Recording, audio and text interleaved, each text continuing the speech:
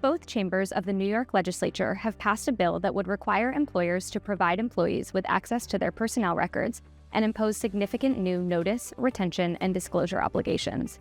If signed by the governor, the law would take effect 60 days after enactment, leaving employers with a relatively short window to assess and update compliance practices.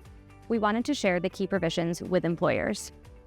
Employers must provide a copy of an employee's personnel record within 5 business days of receiving a written request, at no cost to the employee.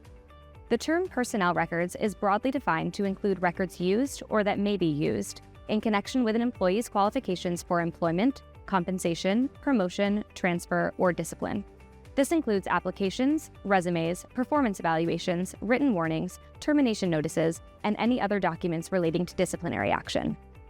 Employers must notify employees within 10 days of placing any negative information in the employee's personnel record that may affect the employee's qualification for employment, promotion, transfer, additional compensation, or subject the employee to disciplinary action. If the employer and employee disagree about information in the personnel record and do not agree on correction or removal, the employee may submit a written statement explaining the employee's position, and that statement must become part of the personnel record and be included if the information is transmitted to a third party, so long as the original information remains in the file.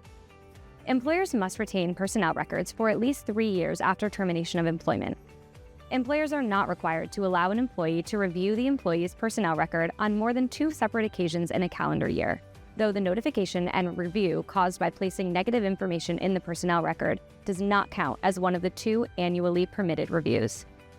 Employers may not retaliate against employees who exercise their rights under the statute. This includes threats related to immigration status. Violations are subject to civil penalties of $500 to $2,500 enforceable by the Attorney General. The law does not provide a private right of action. So what does all of this mean for employers? It's critical to stay ahead of these new requirements and assess whether your current personnel record practices are compliant. Consider the following. Employers will need processes to respond to personnel record requests within 5 business days.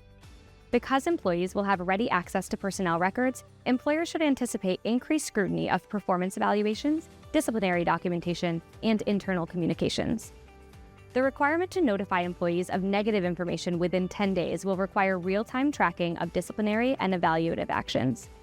Employers may need to revise policies, train HR personnel, and standardize practices to ensure compliance with the access, notice, and retention requirements. And finally, remember, if you need any help navigating the changing legal landscape, contact a member of our team.